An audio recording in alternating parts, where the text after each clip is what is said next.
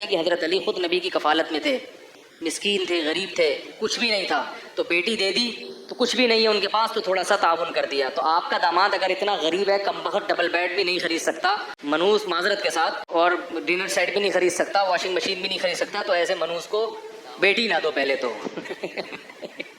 بسم اللہ الرحمن الرحیم.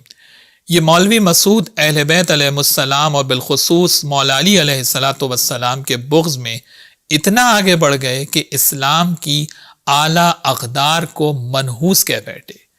ہم تو بار بار یہ کہہ رہے ہیں کہ یہ ناسبیت ہمیشہ سے ایسے افراد میں موجود ہے جو اب کھل کر سامنے آ رہی ہے. پہلے تو یہ لوگ بنو امیہ کے دفاع تک محدود تھے اور جھوٹ اور فریب سے کام لیتے ہوئے اہل بیت کے لیے اپنے بغض اور عداوت کو چھپاتے تھے، مگر اب وہ بغض اہل بیت کھل کر سامنے آنے لگا ہے. کس طرح سے یہ شخص اسلام کی اعلیٰ اقدار کی دھجیاں اڑا رہا ہے. پیغمبر اکرم صلی اللہ علیہ وآلہ وسلم کی احادیث کے مطابق جب آپ اپنی لڑکی کی شادی کرتے ہیں تو اس کا معیار کیا ہوتا ہے؟ اس کا معیار ایمان اور تقوی ہے. انسان کا کردار اور اس کا اخلاق معیار ہے، دولت معیار نہیں ہے. اسلام میں کسی کے اچھا ہونے کا معیار دولت نہیں ہے، بلکہ انسان کا تقوی اور اخلاق انسان کو بلند کرتا ہے اور اچھا بناتا ہے. یاد رکھیں، اسلامی اقدار میں فقر، غریب ہونا، دولت مند نہ ہونا یہ نحوست نہیں ہے، بلکہ دوسروں کا حق مار کر ناجائز دولت جمع کرنا نحوست ہے. لیکن کاش انہوں نے بنو امیہ کی بجائے دین اہل بیت علیہ السلام سے لیا ہوتا تو آج یہ اسلامی اقدار اور اسلام کے اعلیٰ معیارات کو منحوس نہ کہہ رہے ہوتے. ان جیسے لوگ آل امیہ کا دفاع کرتے کرتے انہی کے نقش قدم پر چلتے ہوئے آج اسلامی اقدار کی مسجد میں بیٹھ کر دھجیاں اڑا رہے ہیں. کس فخر کی یہ بات کر رہے ہیں جبکہ پروردگار عالم قرآن حکیم میں ارشاد فرما رہا ہے یا ایھا الناس انتم الفقراء الی اللہ. اسلام دولت کے جمع کرنے کی ترغیب نہیں دیتا، قرآن تو انفاق کرنے کا حکم دیتا ہے.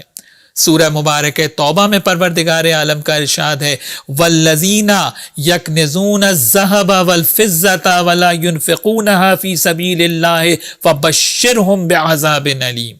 جو لوگ سونا اور چاندی جمع کر کے رکھتے ہیں اور اس کو راہ خدا میں خرچ نہیں کرتے، اے رسول ان کو دردناک عذاب کی خبر دے دیجئے. دوسروں کی مدد کرنا انسان کے لیے فخر ہے، دولت جمع کرنا فخر نہیں ہے. جب آپ مسجد کے ممبر پہ بیٹھ کے یہ کہیں گے کہ جس کے پاس جو ہے وہ دینے کے لیے دولت نہیں ہے وہ منحوس ہے، تو پھر نتیجہ یہی ہوگا کہ ابھی پچھلے دنوں جو ہمارے ملک کا سروے آیا ہے، آپ دیکھیے کہ کتنی ملک کے اندر کرپشن بڑھ گئی ہے. میں یہاں پہ وزیر اعظم عمران خان صاحب کو متوجہ کروں گا کہ آپ کرپشن کا رونا رو رہے ہیں، تو جب ہماری مسجدوں سے یہ پیغام دیا جائے گا کہ جس کے پاس دینے کو دولت نہیں ہے وہ منحوس ہے، تو پھر کرپشن ہی معاشرے کے اندر بڑھے گی اور کیا بڑھے گا. دیکھیے جب قرآن حکیم انفاق کرنے اور غربا اور مساکین کی مدد کرنے کا حکم دیتا ہے تو قرآن حکیم کی آیات پر کامل عمل جنہوں نے بعد رسول صلی اللہ علیہ وآلہ وسلم کر کے دکھایا وہ فقط اور فقط اہل بیت علیہ السلام کی ذات ہے. آل محمد علیہ السلام نے زندگی میں اپنے پاس کبھی کچھ نہیں رکھا جو آپ یہ کہہ رہے ہیں کہ ان کے پاس کچھ نہیں تھا. سب کچھ غریبوں اور مسکینوں میں تقسیم کر دیا کرتے تھے.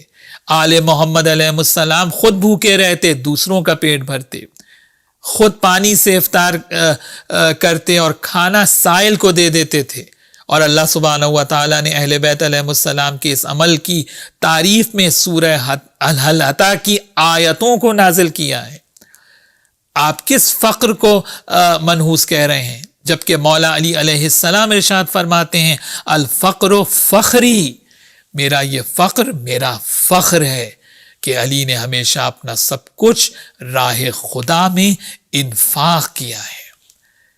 میں یہاں پر علماء اہل سنت سے گزارش کروں گا کہ یہ جو ٹک ٹاکر جا کے مسجد کے ممبر پہ بیٹھ گیا ہے نا، اس سے جا کے رجوع کرائیں اور یہ جو اس نے بغض اہل بیت اور عداوت مولا کائنات علی بن ابی طالب علیہ السلام میں توہین آمیز جو اس نے طریقے سے جو گفتگو کی ہے، اور اسلام کی بنیادی اقدار اور اقوال پیغمبر صلی اللہ علیہ وآلہ وسلم اور احکامات دین کی صریحاً اس نے توہین کی ہے، یہ ان باتوں سے بلا قید و شرط رجوع کرے، توبہ کرے، ورنہ ہم ان حقائق کو بیان کرنے میں آزاد ہوں گے جو ہم نے ابھی تک بیان نہیں کیا۔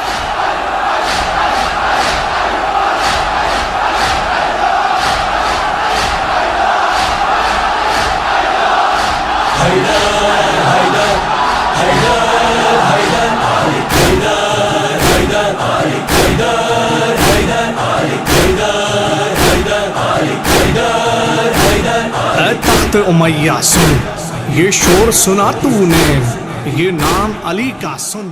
اللہم صل علی محمد